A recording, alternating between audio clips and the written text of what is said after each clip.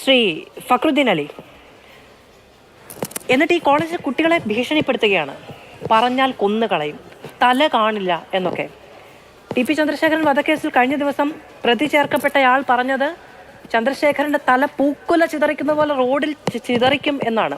സമാനമായ വാക്കുകൾ, തലയെടുത്ത് കളയും എന്നൊക്കെ വിദ്യാർത്ഥികളെ ഭീഷണിപ്പെടുത്താൻ കഴിയുന്ന ക്രിമിനലുകൾ നമ്മുടെ ക്യാമ്പസുകളിലുണ്ട്.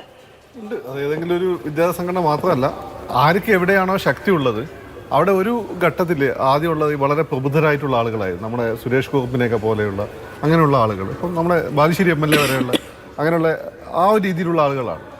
അതിൻ്റെ ഇടയ്ക്ക് ഇങ്ങനെയുള്ള കുറേ സാധനമുണ്ട്. അപ്പം ഞങ്ങളൊക്കെ പഠിക്കുമ്പോൾ ഉണ്ടായിരുന്നു ഇതൊക്കെ. നമ്മളും കേട്ടിട്ടുണ്ട്. അപ്പം ഞാനൊക്കെ പ്രീ ഡിഗ്രി പഠിക്കുമ്പോൾ അങ്ങനെ സജീവമായിട്ട് കോൺഗ്രസ് കുടുംബത്താണ് വന്ന് കോൺഗ്രസ് ആഭിമുഖ്യമുണ്ട്. അതിനൊക്കെ ശേഷമാണ് പിന്നെ നമ്മൾ SFI. അതുവരെ ഇത് കണ്ട് പേടിച്ചിട്ടൊന്നല്ല. അതിന് നമ്മൾ SFI കാരണം ഈ കോൺഗ്രസിലെ ഗ്രൂപ്പുകളെയൊക്കെ കണ്ട് മടുത്തിട്ട് ഇവരെന്തെങ്കിലും കുട്ടികളുടെ വളരെ ആക്റ്റീവായിട്ടുള്ള SFI ആണ്. എന്ന് വെച്ചാൽ എന്തെങ്കിലും കാര്യം വരുമ്പോൾ അവരുണ്ടാവും. അതാണ് ഞാൻ പറഞ്ഞത്. SFIയിലും LBPയിലും ഉണ്ടാകുമ്പോൾ നമുക്കുള്ളൊരു ശക്തി എന്ന് വെച്ചാൽ ഒരൊറ്റ വ്യക്തി എന്ന രീതിയിൽ നമുക്കൊരു പ്രശ്നം വരുമ്പോൾ അതിൽ ഇടപെടുന്ന ഒരു ലിമിറ്റ് ഉണ്ട്. അപ്പോൾ നമ്മൾ ഒറ്റപ്പെട്ടു. എൻ്റെ കമ്മ്യൂണിറ്റി നിങ്ങൾ ബസ്സിലേക്ക് കണ്ടത് ചില പെൺകുട്ടികൾ പ്രതികരിച്ച് കഴിഞ്ഞാൽ ആൻറ്റിമാർ മൊത്തം പെൺകുട്ടികൾക്കെതിരായിരിക്കും. മനസ്സിലായില്ലേ? അപ്പോൾ ഈ SFI ABP പോലെയുള്ള സംഘടിത സംവിധാനത്തിൻ്റെ ഭാഗമായി നമ്മൾ നിൽക്കുമ്പോൾ നമ്മളങ്ങനെ പ്രതികരിച്ചാൽ സംഘടന നമ്മുടെ കൂടെയുണ്ട് എന്ന് ധൈര്യമാണ്. പല കുട്ടികളും അങ്ങനെ പ്രതികരിക്കുന്നത് ഞാൻ എൻ്റെ കാലത്ത് കണ്ടിട്ടുണ്ട്. ഞാൻ ഇന്ന സംഘടനപ്പെട്ട ആളാണ്, വിവരം അറിയുന്നു, അതാണ് അവൻ്റെ ധൈര്യം. പക്ഷേ ഇവിടെ നമ്മളിപ്പോൾ കേട്ട ന്യൂസ് ഇതനുസരിച്ചിട്ട് ഇത് നേരെ ഓപ്പോസിറ്റാണ് ചെയ്തിരിക്കുന്നത്. ഞാനൊക്കെ SFIനൊക്കെ സപ്പോർട്ട് ചെയ്യുന്ന കാരണം അറിയോ, ഇങ്ങനെ ഒരുപാട് നല്ല ഇപ്പോൾ എനിക്കൊക്കെ ഞാൻ പ്രീ ഡിഗ്രിയൊക്കെ പഠിക്കുന്ന ഇങ്ങനെ 1-2 അനുഭവങ്ങളൊക്കെ അങ്ങനെ ഉണ്ടായിട്ടുണ്ട്. ഭീഷണിയൊക്കെ. അപ്പോൾ അന്ന് ചെറിയ പ്രശ്നം. ഞാൻ പണ്ടേ ഇങ്ങനെ ബട്ടൺസ് ഒന്നും ഇടില്ല, പിന്നെ ഷൂ ഇടുമായിരുന്നു, ജീൻസ് മടക്കി വെക്കുകയായിരുന്നു. അപ്പം ഫസ്റ്റ് ഇയർ പ്രീ ഡിഗ്രി പോകുന്ന പിള്ളേർ ഇതൊന്നും ചെയ്യാൻ പാടില്ല ഞാൻ പഠിച്ച കോളേജിൽ. അപ്പം ഞാൻ ഒരിക്കൽ ഷൂ ഇട്ട് പോയപ്പോൾ സമയത്ത് ഇങ്ങനെ പ്രശ്നമായി. അപ്പം ഞാൻ ഓക്കെ ഷൂ ഒരു വർഷം ഇടണ്ടെന്നങ്ങ് തീരുമാനിച്ചു. അത് ഇങ്ങനെ ബട്ടൺസിന് വന്നപ്പോൾ എനിക്കത് ഇങ്ങനെ അന്ന് ഭയങ്കര മെരിഞ്ഞിട്ടെല്ലാം കൂടി ഒരു ഐസും പോലെ പോലുള്ള കക്ഷിയാണ്. അവർ ബട്ടൺസും കൂടി ഇട്ട് കഴിഞ്ഞാൽ ഭയങ്കര വൃത്തിയുടായിരിക്കും. അപ്പം ഞാൻ പറഞ്ഞപ്പോൾ ഞാൻ അവിടെ SFIൻ്റെ തന്നെ ഒരു നേതാവിനോട് പോയപ്പോൾ ഇങ്ങനെ ഒരു സംഭവമുണ്ട്, എനിക്കത് ഒരു ബുദ്ധിമുട്ടാണ്, അത് അങ്ങനെ ആണെങ്കിൽ എനിക്കത് വേറെ എവിടെയെങ്കിലും കംപ്ലയിൻറ്റ് ചെയ്യേണ്ടതായിട്ട് അദ്ദേഹം തന്നെ ഇടപെട്ടി. പിന്നെ അദ്ദേഹം ആ ഒരു വിഷയം സോൾവ് ചെയ്യുകയും ചെയ്തു. SFI ഇപ്പം എന്നെപ്പോലെ ഒരു കുട്ടി റജിലിനോടാണ് പറയുന്നത്, റജിൽ ഇടപെടും. അതാണ് ഈ വിദ്യാസംഘടന ഗുണം.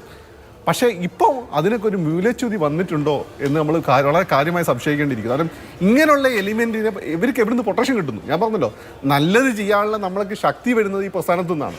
അല്ല മുമ്പ് ഇതിന് എൻ്റെ വാപ്പാനൊക്കെ പോലുള്ള ആ കാലഘട്ടത്തിലുള്ള ആളുകൾ, വാപ്പാനോട് പലപ്പോഴും എനിക്ക് തോന്നിയിട്ട് കാര്യം വാപ്പ ഒറ്റയ്ക്ക് എനിക്ക് പ്രതികരിച്ച് കളയായിരുന്നു. വാപ്പാക്ക് അറിയാൻ വേണം. ആ കാലഘട്ടം അങ്ങനെ ആയിരുന്നു. ഇപ്പോൾ സുധാകരൻ്റെയൊക്കെ നല്ല കാലം, പിണറായിൻ്റെയൊക്കെ നല്ല, എൻ്റെ വാപ്പാൻ്റെയൊക്കെ നല്ല കാലം, ആ കാലഘട്ടത്തിലൊക്കെ ഇവർ ഒറ്റയ്ക്ക് നിന്ന് ചെയ്തു, ഒരു മതി.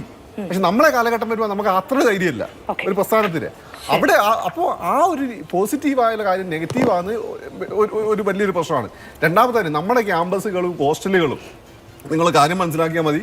ഇതൊക്കെ സംഭവിക്കാനുള്ള എല്ലാ സാഹചര്യങ്ങളും നമ്മളെല്ലാ ക്യാമ്പസുകളിലും ഉണ്ട്, ഹോസ്റ്റലുകളിലും ഉണ്ട്. കാരണം എല്ലാ സ്ഥലത്തും അധ്യാപകരുടെ കണ്ണെത്തില്ല, എല്ലാ സ്ഥലത്തും ക്യാമറ എത്തില്ല, ഈ പിള്ളേർ മാത്രമാണ് ഉള്ളത്.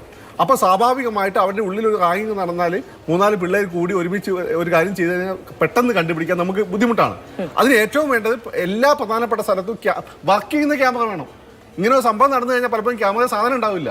ക്യാമറയിൽ അങ്ങനെ ഫിലിമിലേക്ക് ക്യാമറയ്ക്ക് പ്രശ്നമുണ്ടെങ്കിൽ അതാത് സ്ഥാപനങ്ങൾ മേധാവികൾക്കെതിരെ ശക്തമായ നടപടി എന്ന രീതിയിൽ നിയമനിർമ്മാണം വേണം. രണ്ടാമത്തെ കാര്യം എന്ന് വെച്ചാൽ ഇത്തരം ഒരു ജിഷ്ണു പ്രണവിന്റെ കേസ് ഉണ്ടായിരുന്നല്ലോ, എന്തായി കേസ്? നമ്മളൊക്കെ ഇതുപോലെ പണ്ട് ചർച്ച ചെയ്താണല്ലോ. അതുപോലെ തന്നെ ഇങ്ങനെയുള്ള കേസുകൾ മധുവിന്റെ കേസ് നോക്കൂ. മധുവിന്റെ കേസിൽ അവസാനം മമ്മൂട്ടി നിങ്ങൾ മീഡിയയിലും കൂടി ഇടപെട്ടോണ്ട് ഇവന്മാർ കൊഞ്ഞു പോകുന്നത് മാറി. എല്ലാ മതക്കാരും ഉണ്ടായിരുന്നല്ലോ, എല്ലാ ജാതിക്കാരും ഉണ്ടായിരുന്നല്ലോ. അപ്പോൾ നമ്മൾ വിജിലന്റ് ആയിരിക്കണം. നമ്മൾ ഇത് അവന്റെ പ്രശ്നം, ഇത് ആ കുട്ടിയുടെ അച്ഛന്റെ പ്രശ്നം നമ്മൾ മാറി നിൽക്കുമ്പോൾ നാളെ നമുക്ക് സംഭവിക്കാം. അതുകൊണ്ടാണ് ഞാൻ പറഞ്ഞത്, മനുഷ്യനായി കേരളത്തിൽ പ്രബുദ്ധ കേരളം, ആശ ഭാരതം, എന്താണ് ഹ്യൂമൻ സെന്റേഡ് യൂണിവേഴ്സ് എന്ന് കേൾക്കുമ്പോൾ പുച്ഛം തോന്നും.